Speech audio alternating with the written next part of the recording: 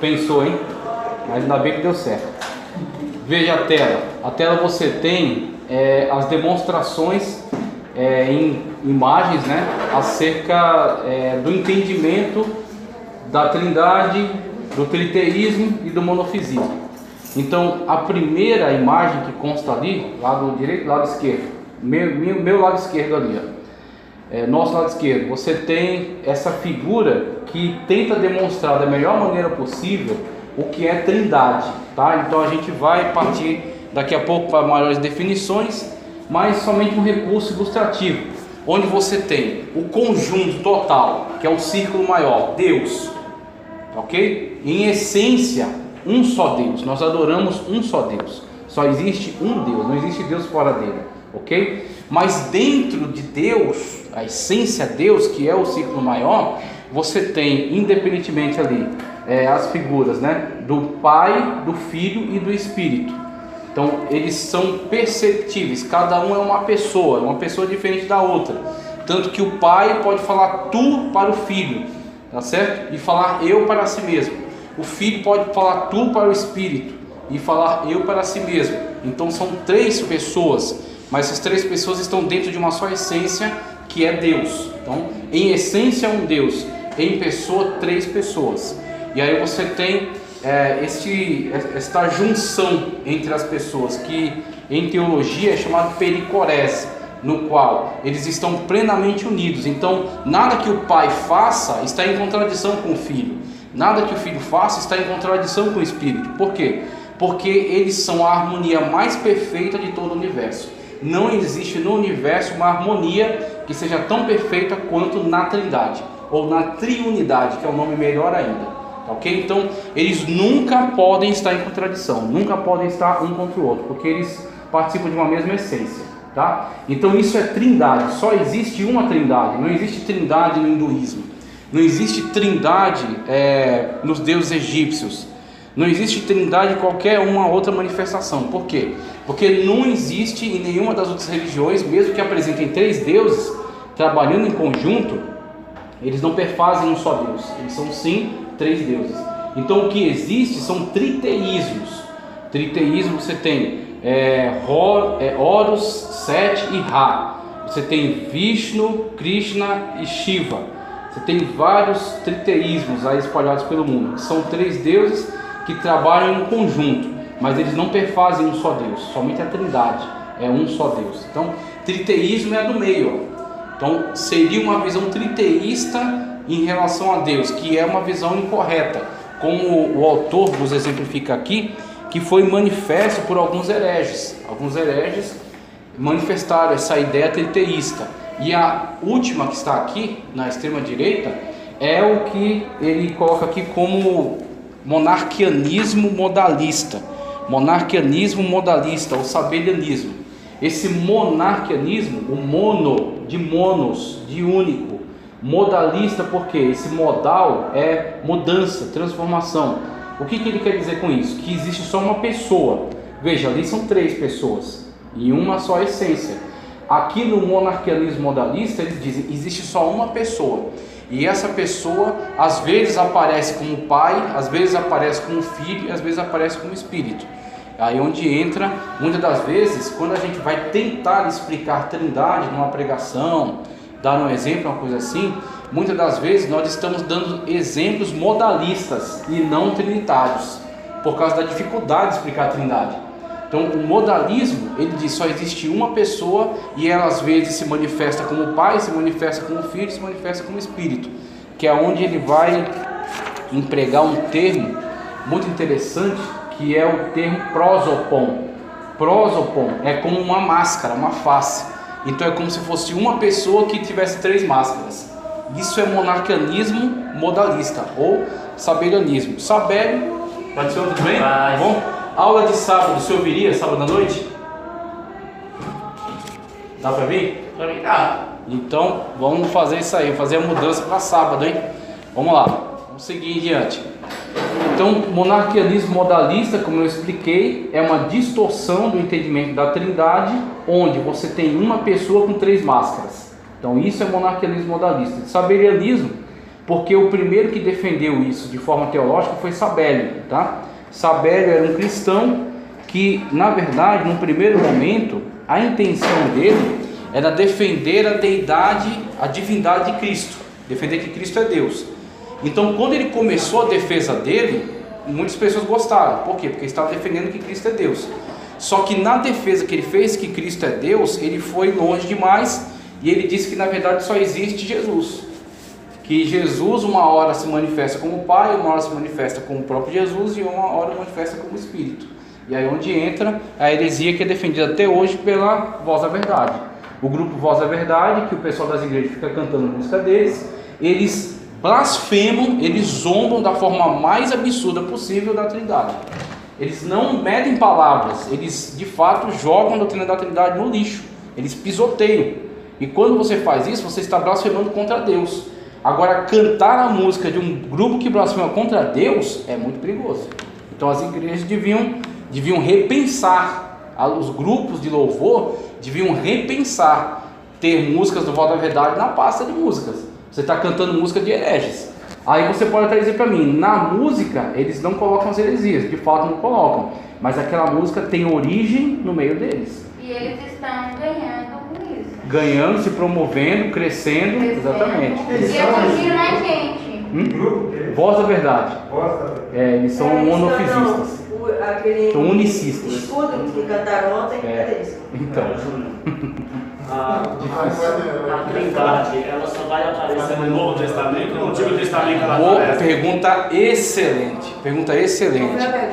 Se a Trindade só aparece no Novo ou se ela aparece no Antigo. Veja, existe um conceito hermenêutico muito importante na Bíblia que chama-se revelação progressiva. Esse conceito está presente na carta de Pedro, quando ele fala que a revelação é como a luz que vai raiando, né, até se tornar dia perfeito.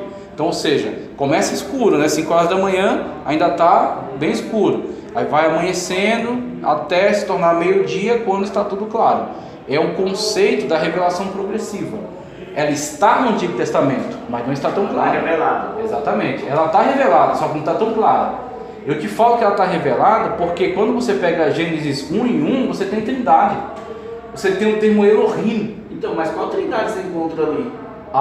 Pai, Filho e Espírito Santo. A mesma Trindade, a Trindade de toda a eternidade.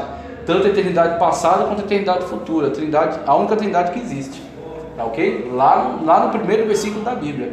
Elohim, deuses, esse plural. Esse plural, na verdade, é a manifestação de que aquela unidade é composta.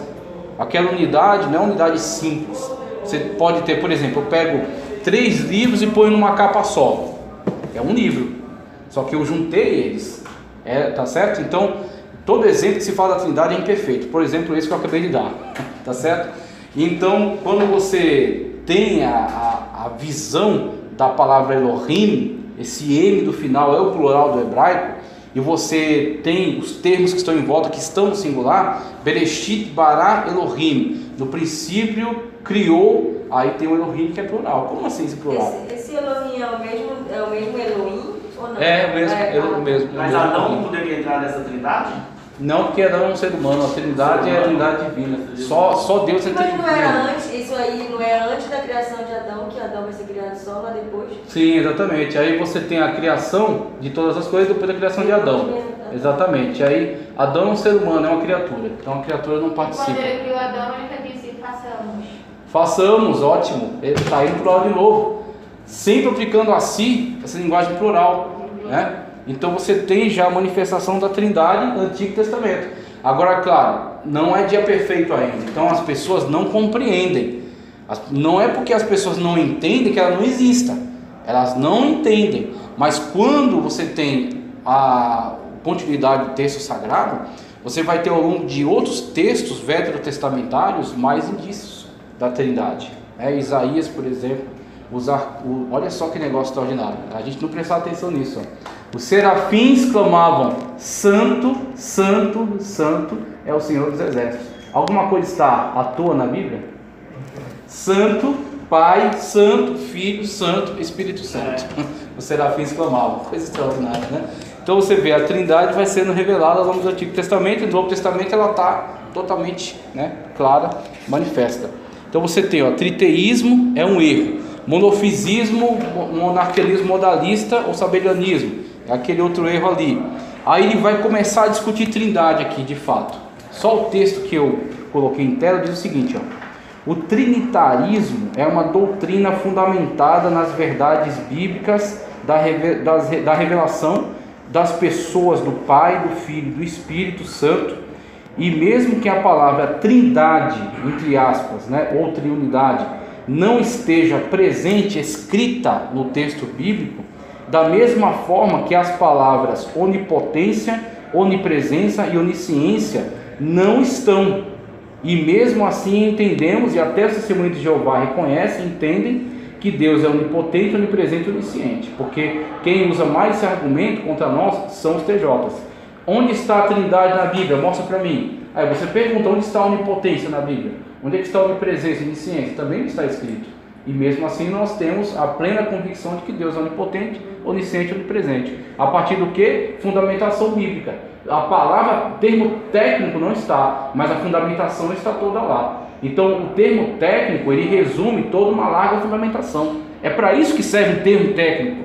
Porque você aplica aquele termo, por exemplo, vade-mecum. Se eu disser vade-mecum, você sabe que é um calhamaço desse tamanho de leis, contendo ali lei penal, código penal, processual penal, civil, processual civil, e por aí vai. Então você sabe, o vade-mecum, o termo técnico, refere-se a esse código de leis.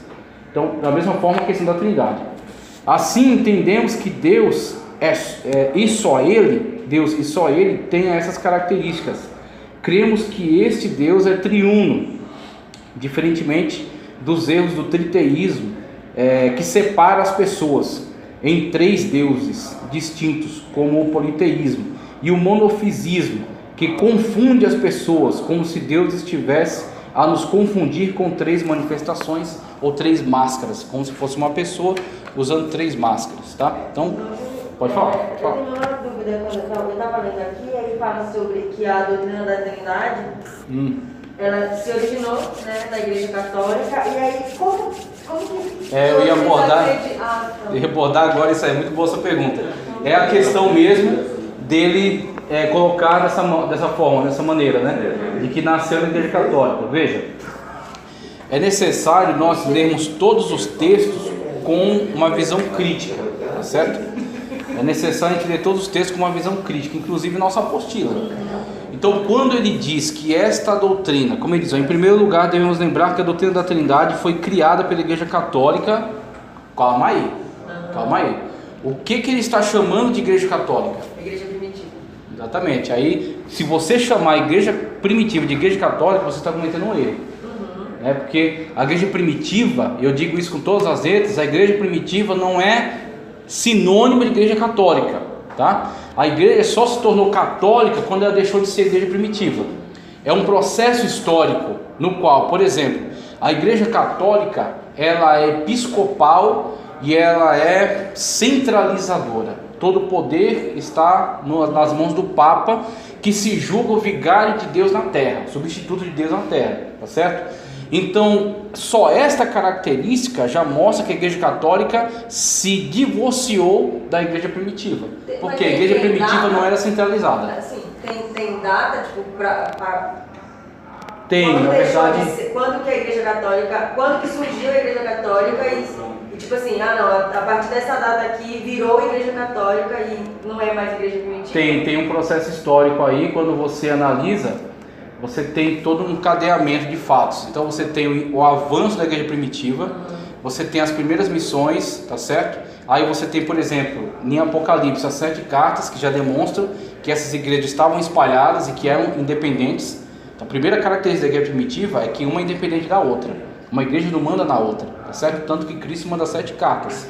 E aí você tem, com o avanço pós-período apostólico, aí 200 da era cristã, você tem o surgimento de 4 sedes muito importantes do cristianismo, que é a sede de Jerusalém, que é a mais antiga, né, da onde surge o cristianismo, a sede de Antioquia, que é a segunda, da onde você tem os grandes movimentos missionários, a sede de Roma, tá certo? Que aí você tem o desenvolvimento, né, daqueles movimentos missionários, e a sede de Alexandria no Egito, que já é a igreja que surge posterior àquelas, né? Fruto aí de outros movimentos missionários também. Cada sede dessa, 4 sedes do mundo, cada sede tem várias pequenas congregações ligadas a elas. E aí, a partir dessas sedes, você vai ver, cada líder dessa sede é o líder sobre a igreja local, sobre a igreja naqueles locais. E aí, com a queda, você vai ter a primeira queda de Jerusalém, quando inclusive Roma invade Israel, depois os cristãos são totalmente perseguidos dali. A primeira que cai é de Jerusalém. Depois cai a de Alexandria, então aquela sede é desfeita, os cristãos são espalhados, eles ficam por ali ainda, mas sem estarem organizados. Sobra Roma e sobra Antioquia. Antioquia, que está na Síria, depois passa para Bizâncio, quando Roma se muda do ocidente, né, de Roma na Itália, Constantino muda a sede para Bizâncio, vira Constantinopla e vira o Império Bizantino. Aí você vai ter Bizâncio, Igreja do Oriente. Bizâncio é a Igreja do Oriente. Roma é a Igreja do Ocidente. E aí por volta aí de 300 da era cristã, você tem o enfraquecimento do poder estatal de Roma e o fortalecimento do poder eclesiástico. E aí quando Roma cai de vez, quem sobra é a Igreja. E aí Papa Leão X já. Papa Leão X, se eu não me engano, salvo engano, porque estou falando de improviso, então o Papa Leão X é o que começa a tomar a cabeceira do poder ali. Aí vai ter outros papas para frente, mais uns 3 ou 4, quando vai de fato, não lembro agora o nome, papas, eles já eram... ainda não se declaram líderes de toda a cristandade. Depois de Leão X, que agora a igreja tem um poder político, né? Você vai ter alguns papas para frente, depois eu confiro isso melhor, mas vai ter um papa desse que vai se declarar como vigário, como substituto de Deus e líder de toda a igreja, né? Vai se declarar papa sobre toda a cristandade. É quando a igreja do Oriente, que já tinha alguns problemas com eles, vai rejeitar essa proposta. E aí você vai ter, com agora essa declaração, nasce aí a Igreja Católica Apostólica Romana, com a declaração de que eles são o líder de toda a cristandade. Esta igreja é uma igreja politizada. Esta igreja é uma igreja de Estado, uma igreja que se arroga o poder estatal. Uma vez que Roma virou um vácuo político, os bárbaros derrubaram, a igreja agora é a instituição. Então isso é catolicismo, tá certo? Catolicismo é a igreja estatal, uma igreja católica, universal, apostólica. O Papa se entende um apóstolo, tá certo? Que ele fala infalível, romana, porque ela é herdeira da tradição dos romanos que caíram para os bárbaros. E agora eles vão cristianizar os povos bárbaros. Vai passar para eles cristianismo e cultura romana. E no Oriente fica a igreja ortodoxa submetida ao imperador, tá certo? Durante bastante tempo ainda. Então isso não tem nada a ver com o cristianismo. O cristianismo do passado está ficando cada vez mais, vamos dizer assim, o cristianismo autêntico não é mais da instituição, é das pessoas. Durante toda a época nunca faltou um cristão autêntico. Nunca faltou. Porque o cristão autêntico vivia sua vida em obediência à palavra de Deus, pregando, né, mesmo não sendo apoiado pela igreja estatal, mas continuava fiel. Então nunca faltou um cristão autêntico, tanto na igreja de Roma, quanto na igreja de Bizâncio, quanto na igreja perseguida do Egito, até em Jerusalém. Sempre houveram cristãos verdadeiros, que depois vai promover a reforma, tá? Então essa doutrina é uma invenção da igreja católica? Negativa. Porque essa doutrina nasce antes desse movimento que eu te falei. Ela é anterior a esse fortalecimento da instituição eclesiástica católica. Ela é anterior. Ele mesmo vai dizer aqui. Você tem Tertuliano que discute sobre isso. Você tem Crisóstomo que fala sobre isso. Você tem Basílio Magno, que são todos antes disso. São todos de concílios que houveram antes disso. Então, essa sua pergunta serviu para responder essa questão aqui. Ele discute também em relação a alguns termos que são empregados, principalmente, primeiro, segundo, terceiro parágrafo, ele vai criticar a questão do uso dos termos hipostasis e ousia. Termos hipostasis e ousia. O que é hipóstase ou hipostasis? É o que para o latim, tá certo? E depois para o português vai ser traduzido como substância. Substância. E ousia é essência. E aí, claro, quando você começa a falar sobre isso, está falando sobre Deus. Você não vai acertar. Você não vai conseguir definir a coisa. Então o que eles fizeram? Eles tomaram emprestado. tomaram emprestado da filosofia, tomaram emprestado do que havia na época. O nome igreja é um nome emprestado também.